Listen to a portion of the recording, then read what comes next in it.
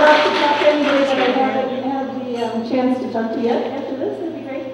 I just want to thank everybody for coming and sharing this experience with us. It has been so sweet to see what's been happening this weekend with our students welcoming our alums into our new home. All right, the Illini Media Company as the Illini Publishing Company in 1911. William Howard Taft was the President of the United States. The first Indy 500 was raced, and Tom Costello celebrated his 8th birthday.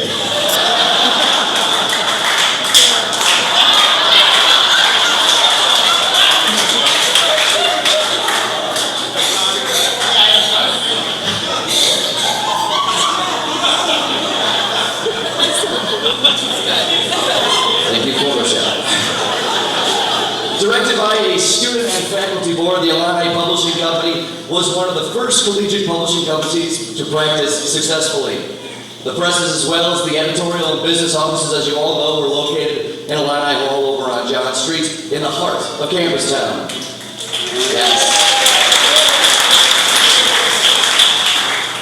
The company remained at that site until 1988, when it moved off campus.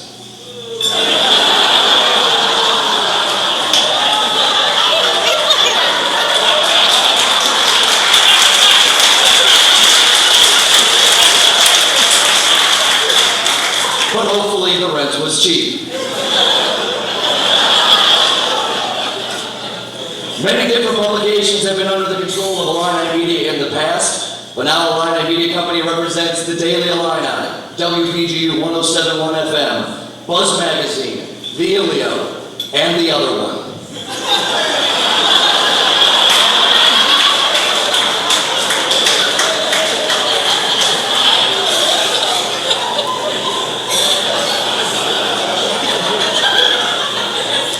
Just wait.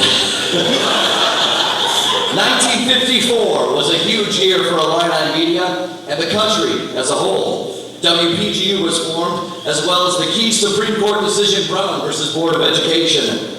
Despite the court ruling, Illini Media continues the tradition of keeping WPGU separate but unequal.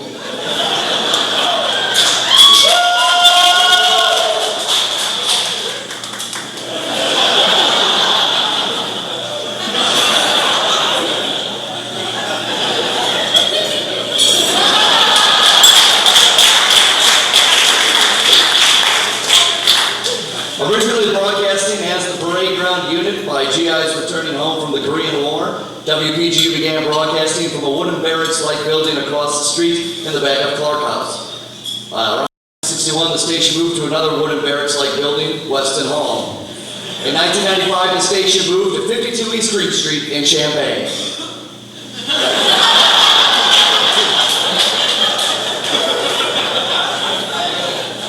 You know, we've all made some mistakes over the years. The GI once predicted the wrong president. Our own little Dewey defeats Truman.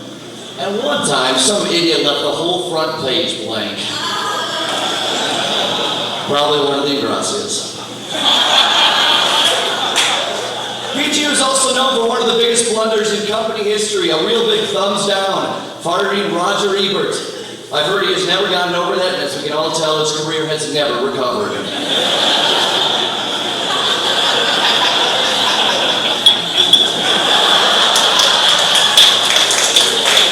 I understand the man who fired Bob Orwell is here today. I wonder if you also cut Michael Jordan from his high school team and were behind the Brock for Brolio trade. Only the baseball fans will get that one. But now we are together under one roof. This building is more than just steel, concrete, and bricks. It provides students with a much better experience at the Illini Media Company. It gives us all a more friendly and welcoming place to call home, and most importantly, this building inspires. We should never forget our past as a company, embracing the trials and tribulations that we've all gone through. But we welcome the future, and our new home sure makes it look bright. Have a round of applause again for Mary Corey and this wonderful, stunning building.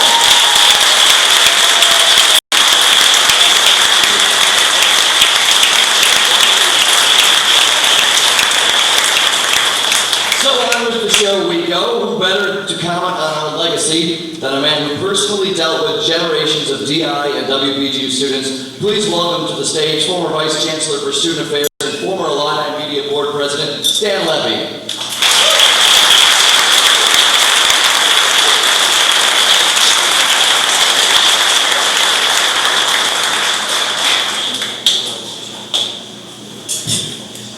John, you are one tough act to follow.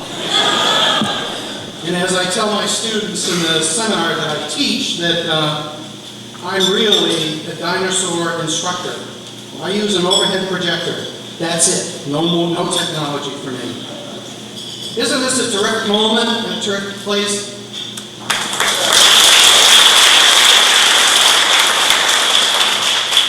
Being here for me brings back a lot of memories. My first encounter with the IMC, then known as the Illini Publishing Company, was in the summer of 1968. I'd been here only a couple of weeks when a young reporter called and wanted an appointment to see me. His assignment was to interview the new Associate Dean of Students. Having introduced himself and placed himself comfortably on a chair in my office, he flipped open his notebook and asked the first question. How does it feel to work for the most hated man on campus? That was the first of hundreds of pointed questions that DI reporters asked of me. And that reporter, incidentally, was Roger Simon, sitting up there.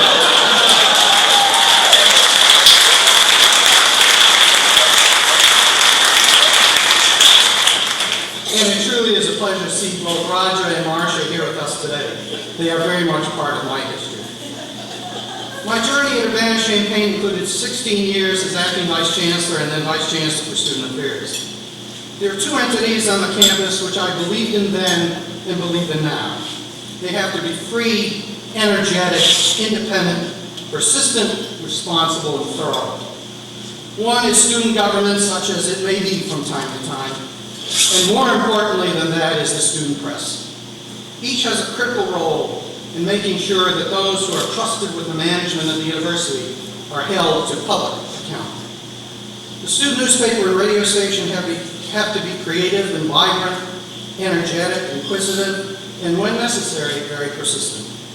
They need to be both willing and unafraid to ask the tough questions, to seek out to report clearly and with integrity. Each day in my professional life started with opening the student newspaper, the DI here, other papers, and other campuses. Each campus where I worked had great independent student papers. I glanced at the front page and then turned, sometimes nervously, to the editorial page. There were many days when I would cringe, grit my teeth, maybe even utter an oath as I read that day's editorials and letters to the editor. If the editorial writers had their facts straight, I had no right to complain about what I was reading, and I could not argue. That's what opinion pieces are supposed to be. Like it or not, the editorials and letters to the editor represent critical segments of student opinion.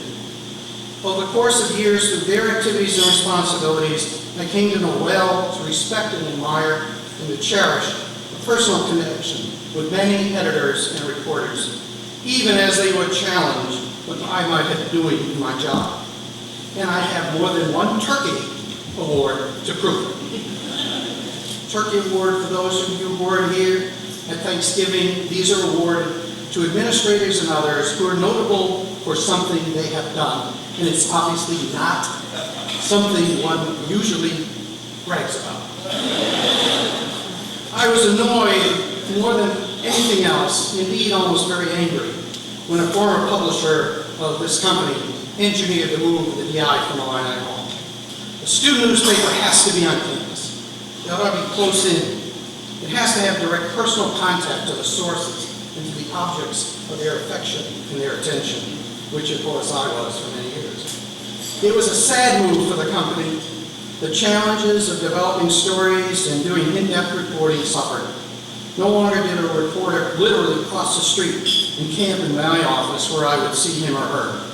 I'm truly delighted and enthusiastic about the leadership that Mary, Susan, Tom, and the board have shown, and the editors and managers that we are now back on campus. Some may think it's presumptuous for me, of all people, to use the term we. A few months after I was removed from my administrator role, I joined the board of the Illini Media Company. I was flattered by that offer and did not hesitate. Circumstance had given me an exquisite opportunity to work with a company that I admired and respected. Having been the occasional object of the affection of editors and writers, I found myself on the corporate board.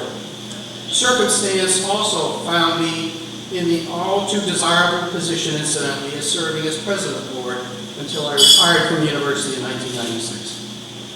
With the leadership of the then publisher, Jim McKellar, who unfortunately is not here, we surveyed a piece of property not too far from this present location as the adequacy of the move for the company. Fortunately, we hired an honest architect consultant who said after his extensive evaluation, in so many words, do not make this move. After I left the board, moving back to the campus never left the agenda. As a result of hard work, careful thought, deliberate planning by the present board and its immediate predecessors, we are probably as close to the campus as we can possibly get. The company in all of its incarnations is now primed for a rebirth and a regeneration. What has been good can only get much better. Staffs will be happier in this wonderful working environment. Reporters, editors, and managers would be closer to their targets and their topics. In-depth and investigative reporting would be much easier and far more tantalizing. With a first-class physical facility and technical facilities, a prime location, a supportive and focused corporate board, a new day is being born for the Illini Media Company in all of its parts. These new facilities will provide students with more real-world experience in news gathering, production, and reporting than ever could have been accomplished in the past. Without the historic commitment and energies that most of you have invested in this company, none of us would be here. With a commitment to the future of the IMC, it can grow stronger and even be more effective as a voice, a chronicler, a critic, a reporter, a consultant, and honest broker for the enhancement of the quality of life for students at the university and the university itself. Thank you for being here today. For many of you, it was a supreme effort to be present. For the company and its members and its officers and its staffs, it's a delight to have everybody here. And I thank you, too, for enabling me to be part of this very great enterprise.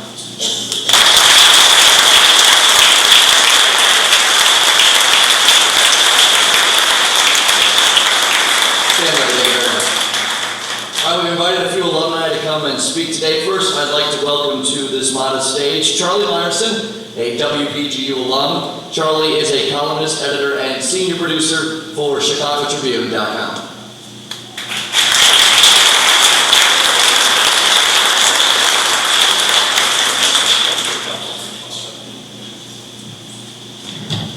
Thank you very much. It's a great honor to be out here, to be in this room with so many prestigious and accomplished alumni. I really feel out of my league here.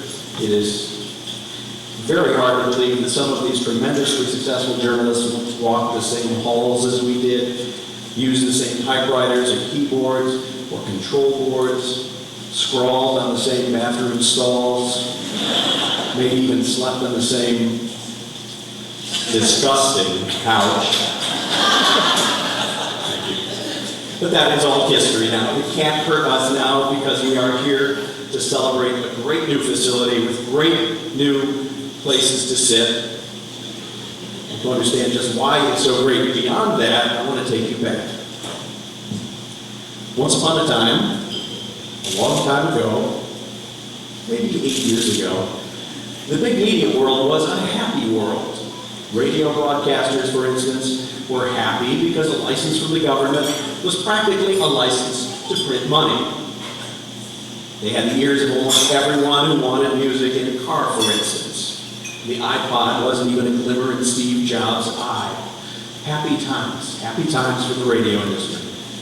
Newspaper publishers were happy too. They collected big bucks from big advertisers, published fat newspapers, tossed them into your bushes, and then didn't worry much about whether you read them or not, because they were pretty much the only game in town for advertisers hoping to reach hundreds of thousands of readers or their bushes. Happy times indeed. Well, the digital revolution has changed all that. AM and FM now compete for our attention with MP3s and 2 flavors of satellite radio, not to mention those in-car DVD players that you're not supposed to watch while you're driving. Newspapers compete against the internet, of course, via computers and cell phones and BlackBerries. And every one of them is vying against everything else. Newspaper websites against TV and radio sites. TV competes against YouTube and the iPod and Homestar Runner and Jib Jab and Rocket Boom. And bonus points if you can identify all of those. Because everyone wants to be the belle of your eyeballs or your ears.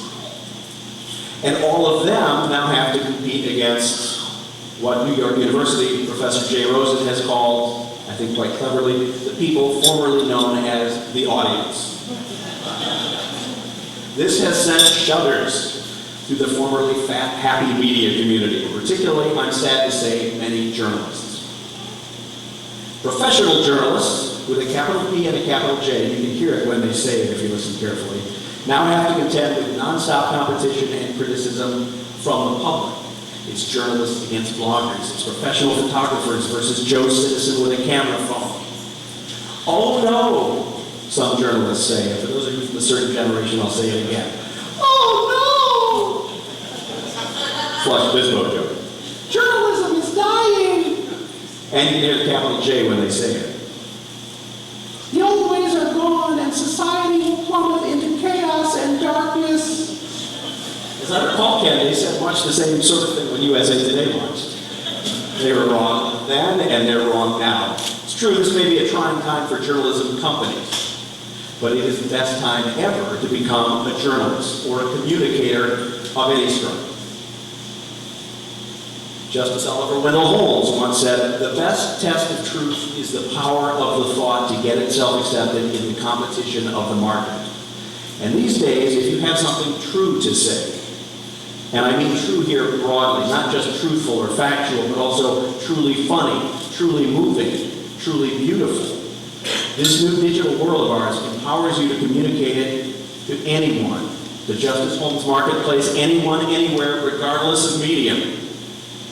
You don't need a printing press, you don't need trucks, you don't need an antenna, you don't need a federal license. All you need is a way with words or pictures and a library card to use a computer in a public library. And then you're I.F. Stone, or Ann Coulter, or Stephen Colbert, or Andy Samberg. Bonus points if you can identify all those people. Even better, you are you. And thank you, Dr. Seuss, for that line. So what does this mean for you students here at this great new building? Let's take a look at what's happening in newspapers across the country. Newspaper websites are looking to establish themselves now as so much more than just repositories of newspaper-style stories. They want to bring you podcasts. They want to show you video, because that's where the advertisers want to go next. Radio and TV companies want to jump those media boundaries too. Now, in my time here at the U of I, and I suspect yours too, even perhaps as recently as May of last year, the belief was that newspaper reporters didn't need to know how to talk. Radio and TV people didn't need to know how to spell, and I guess yearbook staffers need to know how to spell only about once every 12 months.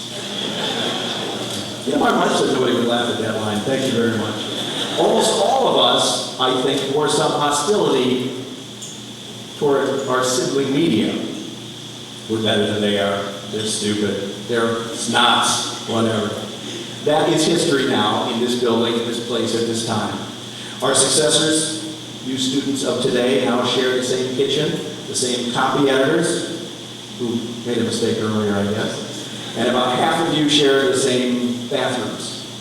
And it's a good thing, the sharing. The bathrooms is okay too, but the sharing, because that is the way of the media world now.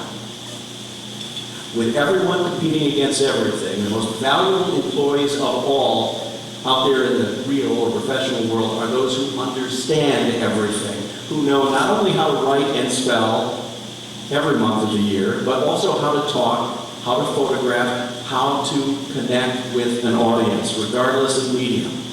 And that is one of the lessons that students will learn here exceedingly well.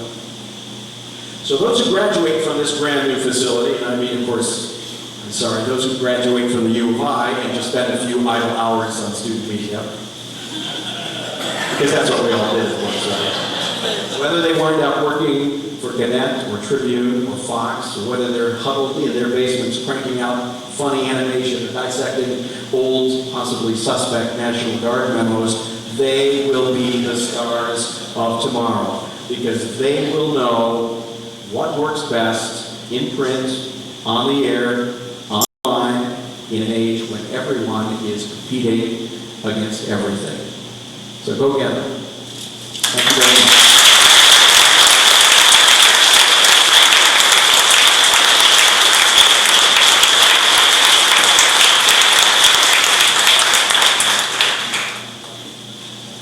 Thank you, Charlie. I'm sure most people in this room have spent hours, maybe even days on end in the newsroom, doing every job imaginable, from designing to writing to copy editing. Here to talk about this wonderful experience is Roger Simon and Marcia Freeman.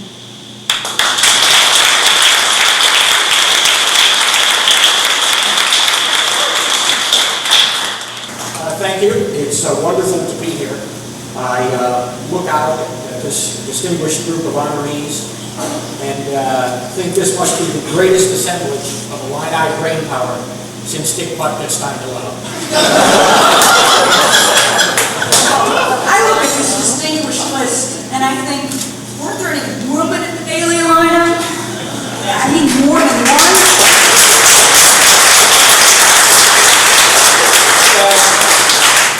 1 out of 17 isn't bad considering. Considering what?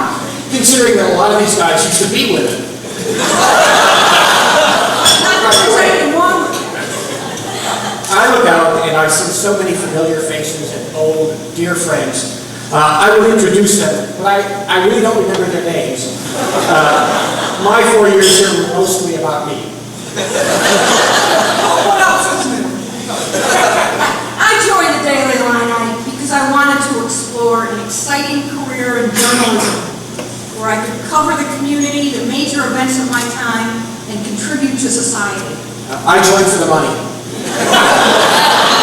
I didn't pay any money in those days. I didn't say it was a wise decision.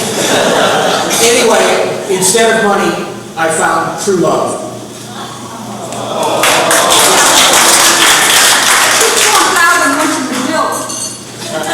It was an exciting time.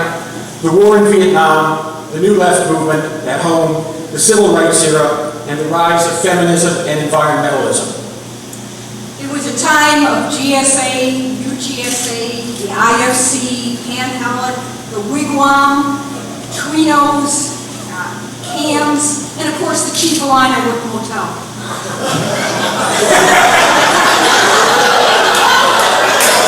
The Chief Illini Wood Motel? Yeah, I'll tell you later. It was a time for learning, for experiencing, for mentoring, and for being mentored. I will never forget Jim Balls. Dan.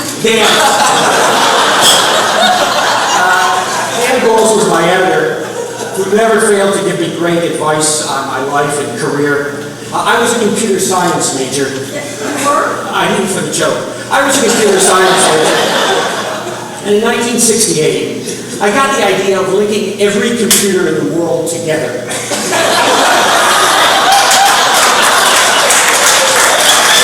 Forming a giant net, a giant web. And that web could be used for unlimited commerce, like buying and selling items on a gigantic online auction house that I was going to call GarageBay. And I went to Dan Balls and I explained my idea to him, and he said, "Forget it, kid. Stick to journalism. Other professions will come and go, but only journalism has the solid financial footing to always grow and expand. This computer stuff will probably wither on the vine, but journalism will be strong forever." Which is why around our house, Dan is known as Mr. Forsyth. But some people did prosper in journalism. I see the Ingrassia brothers out there, Larry and Mo. Paul. Paul, of course, Paul. How can I forget? Two brilliant journalists and brilliant students. Weren't you both Brown Stabler? Both of you? Big deal. Throwing our faces like this. Get over yourself. Anyway, Paul was a commerce major. I mean, for the joke. In 1970, he got the idea of a chain of giant box stores selling goods at heavy discounts that he was going to call Hallmark. And we said to him, whatever you do, don't tell Dan Hall. But did he listen? Instead, we all stayed in journalism, which is why we're sleeping 6 to a room in the Hampton Inn. Did you find it was full up? Since the future of journalism is so murky, it's only fitting and proper that we've all gathered here this weekend to wallow in the past. So we have our own slideshow, though curiously most of the pictures seem to be of us. Go figure. And we have picture one.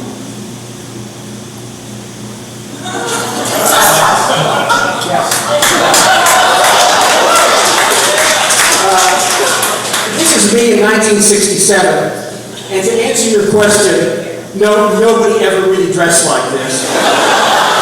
I was so stoned in 1967, I thought those pants were plaid.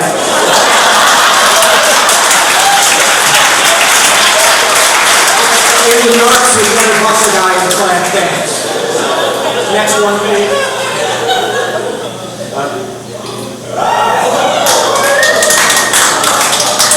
This is Dan on the left, Carl Schwartz on the right, and me. Shortly, I can't remember the exact year, but it was shortly after we changed from being women to being men.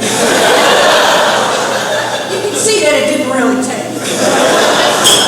Seeing Carl's picture reminds me to recognize Seeing Carl's picture reminds me to recognize the two other great Illini Media Company love affairs. Actually, there have been several Illini Media Company love affairs, but they have mostly ended in lawsuits and criminal charges. These ended in marriages of long standing. Barbara Dembski of the Daily Illini. Barbara, raise your hand. There you are. Has been married to Carl Schwartz for 37 years. And that deserves applause. And Vicki Johnson of the Illino, Vicki, raise your hand, has been married for 32 years to Larry and Gracia, who, as we all know, made bronze tablets.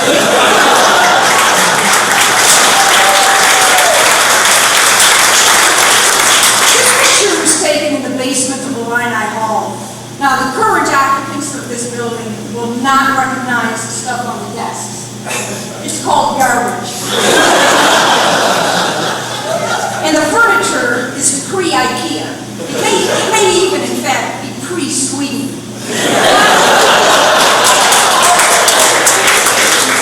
Those people in the picture, those are homeless people.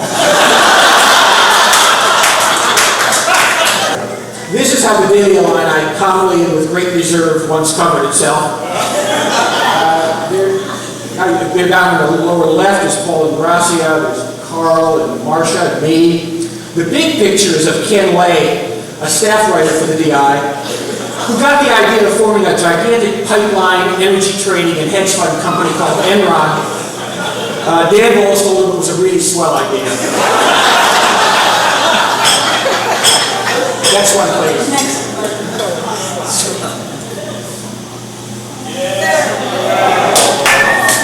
This is me and Roger in 1970. I at least kept my hair. Next one, please.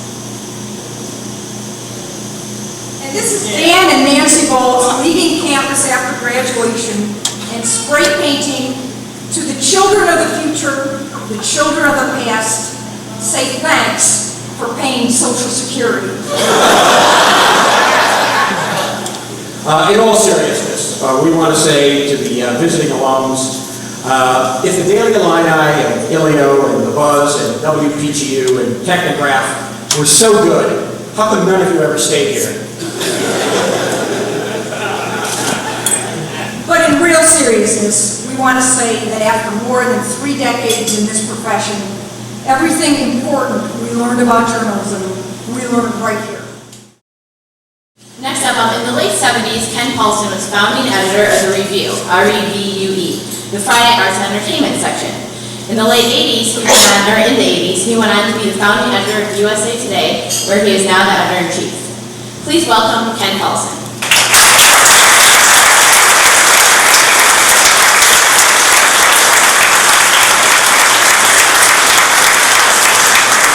Thanks very much. I can't tell you how much I dread coming to this podium.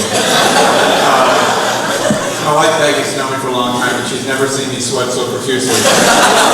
I'm usually comfortable in a crowd, but Charlie, you did voices. You did voices. There were multiple slideshows, and you guys had a routine. And if you looked at the program, it says, Ken Paulson will talk about the daily line item spirit of American newspapering. pretty much makes you want to crawl up and take a nap, doesn't it? But if we can get through these next 5 minutes together, I'm vaguely educational. Brunch is tax deductible. So, I'm just really sorry about this. I don't have a routine to shtick. Could you do your voice for me a couple times just to break the ice? Anyway, I loved everything you guys had to say, but particularly that last part about this being the best place you've ever worked. It changed all of our lives in so many positive ways, and it is a true pleasure to be here to join this extraordinary roster of people I've admired truly for so long. I've had the privilege of succeeding Larry Beaupre. We're both editors of United Suburban Newspapers, and it is such a blessing to follow a guy who was really great at what he did. Because your job is that much easier. And I've known and admired the work of all the other inductees so much over the years, and it's truly an honor to be here. All of us have had our careers shaped in significant ways by our experiences with Illini Media. Certainly Illini Media played a big role in my career. I had the opportunity to work for the Daily Illini, Ilio, and WPGU, although most of the time I spent at the DI. And the lessons I learned there, I've applied throughout my career. And so much of what we did there applied to prepared us for journalism, careers in journalism, not just in terms of experience learning to write headlines and editorials and lay out pages, but truly the culture of American journalism. Obviously, the hours were long, our paychecks were minimal, so anything we got at all we were grateful for from that point on. And the Daily Line, as you've already seen from the photographs, you all remember, was housed in the single most decrepit structure on campus. And so when you went out as a journalist, leaving the Daily Illini, you went to somewhere better. I mean, don't get me wrong, where we were, my first job in the newsroom in Fort Myers, Florida, was no palace, but they dusted there. And most important, those of us who left here had learned to do so many things. I mean, no one just has a single job title or a single responsibility at the Daily Illini or PGU or the LAO. You do many, many things. Little wonder then that my first job in the business, so help me, was this title: police reporter / newsroom attorney / rock critic.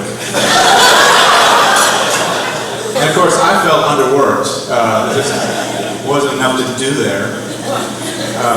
Of course, the most valuable thing about the Daily Illini experience was it gave all of us a chance to figure out what it was to work on a daily newspaper.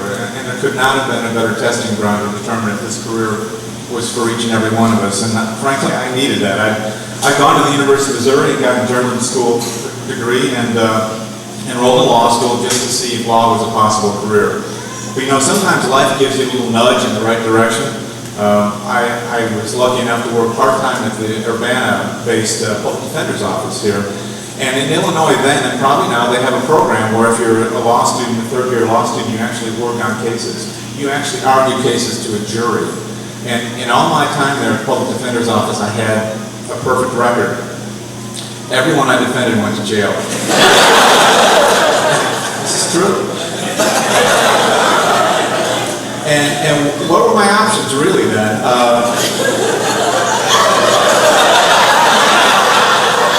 Open a practice, put an ad in the yellow page that said, guilty?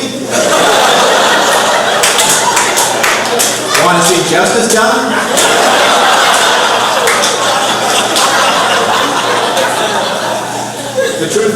was not entirely my experience with the public defender's office that led me to pursue journalism. It was truly, sincerely, an absolute love of the Daily Illini and the people who work there.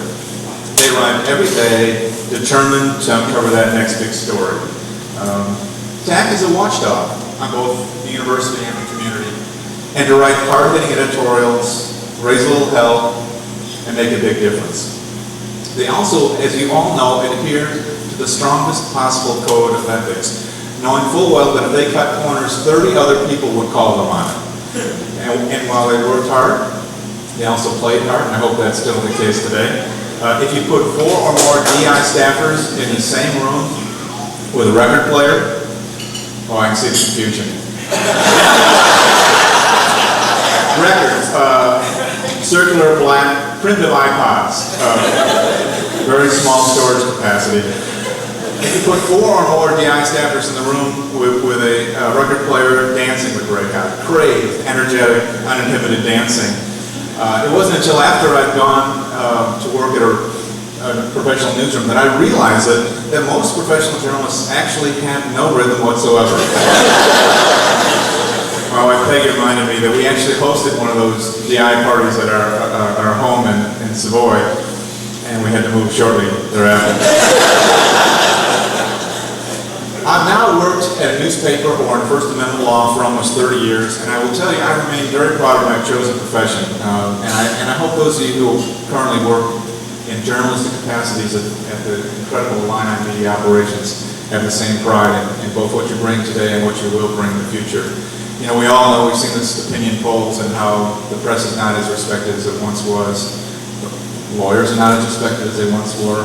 I'm really unpopular. And there are a lot of reasons for that. Some of that is our own doing. Some of that is the press not doing the job it needs to do. But a lot of it is the polarization of America and the way people sort of view everything through their own point of view. I had a postcard the other day I meant to bring with me. I thought it just captured it perfectly. The person said, how dare you give comfort to the treasonous trade undermine our national values. And P.S. Your tennis coverage is very poor. I don't know which one to tackle first.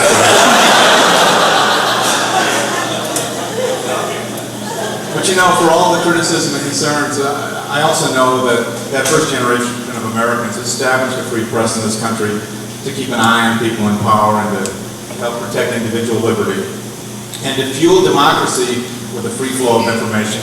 And that mission absolutely has not changed. I do think, candidly, there are times when the nation's news organizations use an infusion of what was so plentiful at the Daily Illini. You know, we need to set aside some of that cynicism occasionally and remember why we got into this business in the first place. And being here today, I'm awash in that. I remember it so clearly. I can feel it firsthand. The young men and women who worked on the Daily Illini then and now were not always polished, but they were always passionate. And those of us who work in America's newsrooms today need to take a cue from that. We need a little bit more Daily Illini and a lot more Thomas Jefferson in our news operations. We need to...